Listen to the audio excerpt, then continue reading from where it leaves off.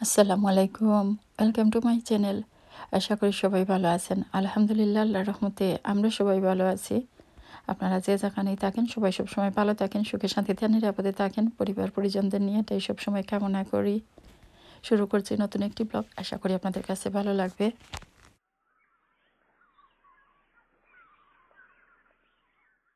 এটা ছিল আগস্টের 1 তারিখ বিকালবেলা। আমার কয়েকজন ফ্রেন্ডকে আসার জন্য বলেছিলাম, সবাই একসাথে চা খাবো। আসলে বিকালবেলা কয়েকজন একত্রে হলে ভালোই লাগে। তো সামারে একটু যাওয়া আসা যায়, উইন্টারে তো আপনাদের সাথে প্রায় শেয়ার করি যে আমরা তেমন একটা বের হই না, কেমন যেন ঘরে বসেই দিন চলে যায়। তো সামারে মাঝে মধ্যে একটু আসা যাওয়া হয় এই আর কি।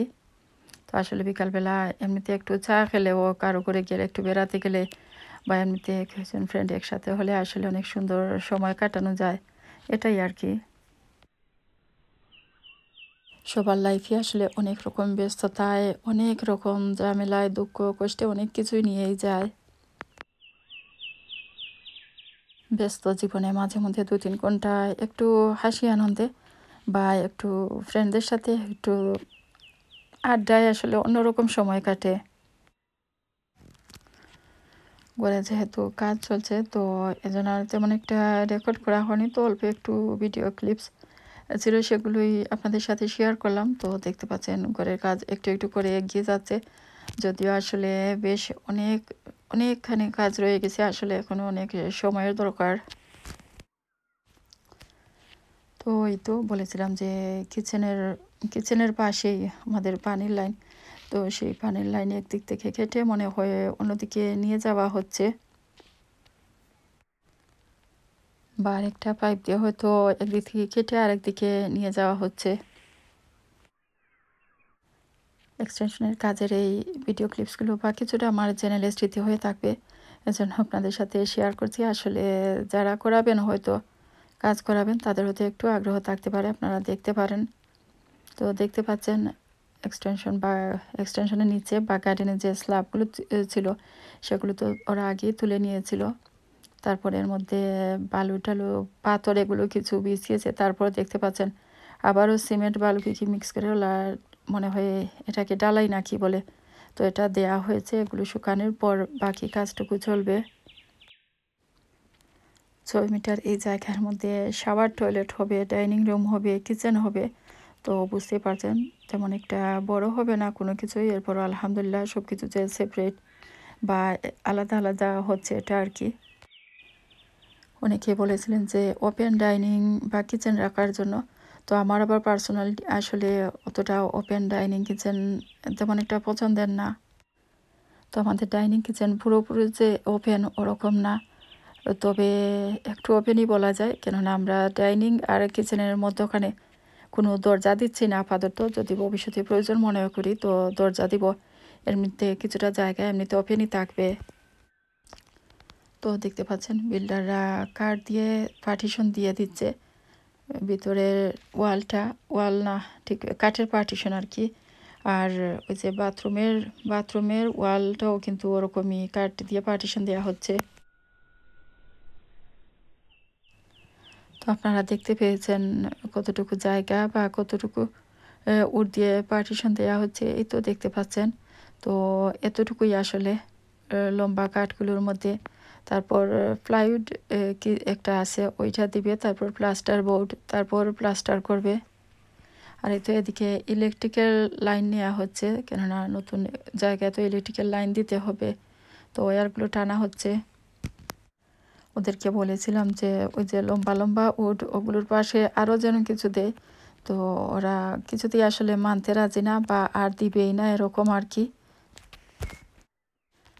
ওরা বলে যে ওরা অনেক করেই কাজ করে, এতটুকু উডি বা এভাবেই করে কাজ।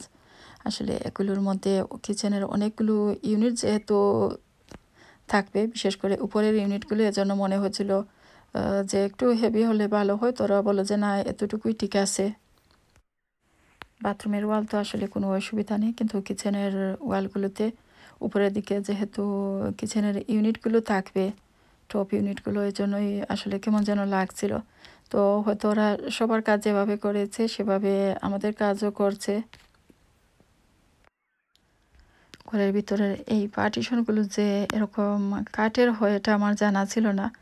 আমি এই প্রথমবার দেখছি। আসলে যারা কাজ করিয়েছেন তারা হয়তো জানেন, তবে আমার কোনো ধারণা ছিল না। এমনিতে কয়েকজনকে পরে বা 2-3 জনকে জিজ্ঞেস করেছি, তো ওরাও বলে যে না, এদের কাজও আসলে এরকমই করেছে। আবার দেখেছি যে কারো কারো কাজ ওই যে সাদা ব্রিজ ব্লক, ওগুলো দিয়েও কিন্তু এরকম পার্টিশনের কাজ হয়।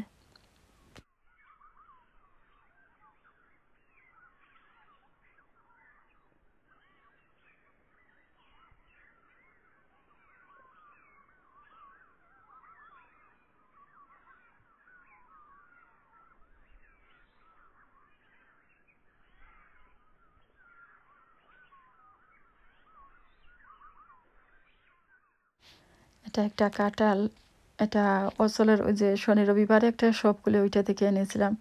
আর এই কাঁঠালের ভিতরে মাত্র একটা কুয়া বা কুশ ছিল। আর কখনো এরকম দেখেছি কিনা আমার মনে নেই। ওয়ালের ভিতরে ইনসুলেশন দেওয়া হয়েছে, তো এখন এই তো উপরের দিকেও দেওয়া হবে। তারপর পার্টিশনের মধ্যে প্লাইউড আর উপরের দিকে প্লাস্টার বোর্ড লাগানো হবে। প্লাইউডটা আসলে একটু 1 ইঞ্চির মতো হবে আসলে, একটা উডের মতো একটা, এটা ওরা প্রথমে দিয়ে দিবে ওই তো ওই যে উডের উপর, আর তারপর প্লাস্টার বোর্ড দিবে। প্লাস্টার বোর্ড হচ্ছে সিমেন্টের তৈরি একটা কিছু আর কি, তো সেটাও 1 ইঞ্চির কাছাকাছি হবে। তো দেশে যারা আছেন তারা তো এগুলো চিনবেনই, তবে বাংলাদেশে যারা আছেন তারা হয়তো চিনবে না, তো একটু ধারণা হবে প্লাস্টার বোর্ড কি, এজন্য একটু বলে দিচ্ছি আর কি। প্লাস্টার বোর্ড লাগানোর পর প্লাস্টার বা ওই যে বাংলাদেশে সম্ভবত আস্তর করা বলা হয়, সিমেন্ট দিয়ে যে লেপা হয় ওয়ালের উপর বা ইটের উপর, ওইটা আর কি। বাইরের অতিরিক্ত ঠান্ডা থেকে ঘরের ভিতরকে বাঁচানোর জন্য যেমন ওয়ালের ভিতর 2 ওয়ালের ভিতরে এরকম ইনসুলেশন দেওয়া হয়েছিল ঘরকে গরম রাখার জন্য, এভাবে উপরের দিকে দেওয়া হচ্ছে। তো নিচের দিকেও কয়েকটা লেয়ার দেওয়া হবে। পার্টিশনের জন্য ওরা যে লম্বা উডগুলো লাগিয়েছে সোজা করে, ওগুলোর উপরে শুধু প্লাইউড লাগানো হবে মনে হয় 2 পাশেই। তার উপরে প্লাস্টার বোর্ড লাগানো হবে। এমনিতে প্লাইউড যেগুলো ওই যে একটা পিস দেখতে পাচ্ছেন ওরা নিয়ে যাচ্ছে, এত বড় সাইজেরই মনে হয় এগুলো। আর প্লাস্টার বোর্ডও আসলে এরকম সাইজেরই। তো এই উডের যে পার্টিশনগুলো ওগুলোর উপরে প্লাইউড লাগানো হবে, তারপর প্লাস্টার বোর্ড লাগানো হবে।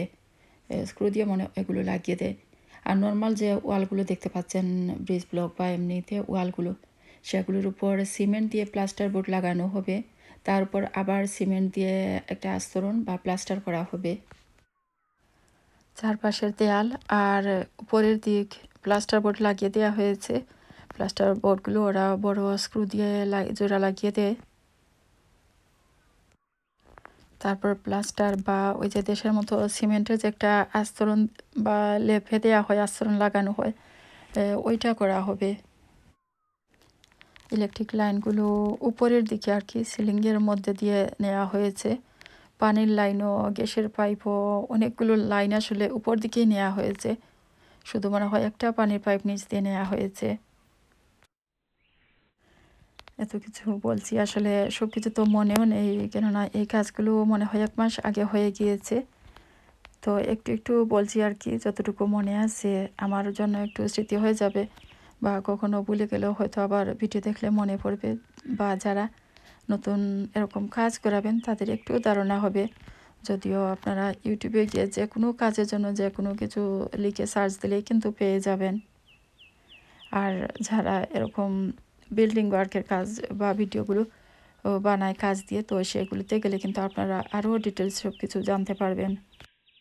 আলহামদুলিল্লাহ, এই হচ্ছে আমাদের স্কাইলাইট। তো প্রথমে আসলে বিল্ডারের সাথে আমাদের কথা ছিল স্কাইলাইট দিবে, পরে আমি না করে দিয়েছিলাম, কেননা আমি একটু বিদ্যুৎ টাইপ আর কি। তো পরে না করে আবারও বলেছি দেওয়ার জন্য, তো শেষ পর্যন্ত দেয়া হয়েছে আর কি। আর দেওয়ায় আসলে অনেক ভালো হয়েছে, তা না হলে ঘরের ভিতর অনেকটা অন্ধকারের মতো হতো, কেননা সাইডের দিকে 2 পাশে বা নেইবারের 2 পাশে আমরা কোনো উইন্ডো টিন্ডো দেইনি, আর এগুলো যেমন একটা অ্যালাউডও না আসলে। এটা হচ্ছে আমাদের নতুন কিচেন, খুব বেশি বড় না আবার একেবারে ছোট না, আমাদের আগের কিচেন থেকে একটু ছোট। কাজটা শেষ হয়ে গেছে, পুরোপুরি শেষ হয়নি আসলে। এদিকে দেখতে পাচ্ছেন উইন্ডো অনেকটা রয়ে গেছে, গার্ডেনের দিকের ওয়ালটা, আর উপরের দিকেও শেষ, শুধু এই ওয়ালটি রয়ে গেছে। বাকি আছে এখন অনেক কাজ, ওই যে ওদিকটা তো পরে প্লাস্টার করতে হবে। পুরাতন কিচেনের এই নর্মাল দরজা কেটে আরেকটু বড় করা হবে, আর উইন্ডো ভেঙে ফেলে দিয়ে ইট তোলা হবে, এখানে আর কোনো উইন্ডো থাকবে না। আমরা একদিন বিএনকিউতে এসেছিলাম বাথরুমের জিনিসপত্র দেখার জন্য, তো এই ফায়ার প্লেসগুলো দেখছিলাম, তো বিভিন্ন রকমের ফায়ার প্লেস দেখছিলাম। তো এগুলো অনেক সুন্দর সুন্দর, অনেক ডিজাইনেরও আছে, আবার বিভিন্ন রকমের লাইটিং বা আর্টিফিশিয়াল ফায়ার এরকমও আছে। তো দেখতে ভালোই লাগছিল, আমরা একটু ঘুরে দেখছিলাম।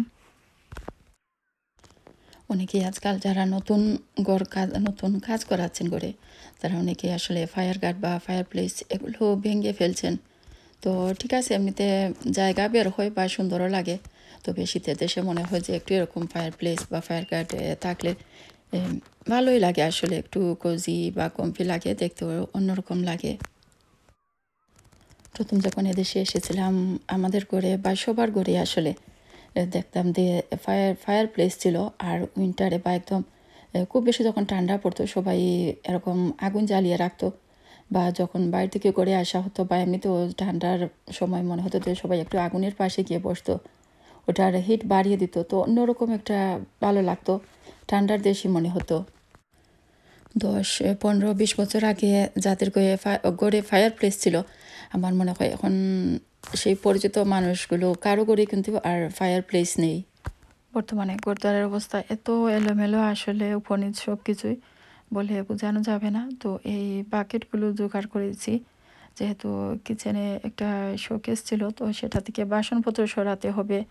অলরেডি আসলে আমি কিছু সরিয়েছি, তো এরকম বাকেট বা বালতিগুলোর মধ্যে কিছুটা রেখে দিয়েছি ছোট ছোট, আর এমনিতেও চারিদিকে এখানে সেখানে আসলে রেখেছি। এখনো আসলে অনেক অনেক অনেক কাজ বাকি রয়ে গেছে, তো অনেকে মনে হচ্ছে সময় লাগবে, যদিও ওরা ইচ্ছে করলে আসলে 2 সপ্তাহের ভিতরে সব কিছু শেষ করতে পারতো।